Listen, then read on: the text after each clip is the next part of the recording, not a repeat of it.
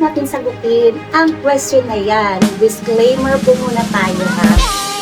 Ang opinion ko nakabase sa mga obserbasyon ko habang ako'y nakatira dito sa Japan. Wala nga bang libog sila? Of course, mayroon. Sino bang wala? Sino bang walang libog? Yes. Japanese people, they are very systematic people na nakilala ko. So they will think everything, they will plan everything based on 10 years from now, 20 years from now. Yung mga tao na very serious pagdating sa social responsibility. Japanese people, they love quality over quantity.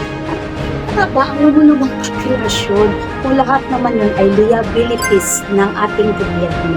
Well, habang ang buong mundo nagiging totally wiped out na lahing hapon, hindi kaya they have already plans, solido na mayroon silang plano for their better generation. Isa pinag-overthink ko kayo, but that is possible.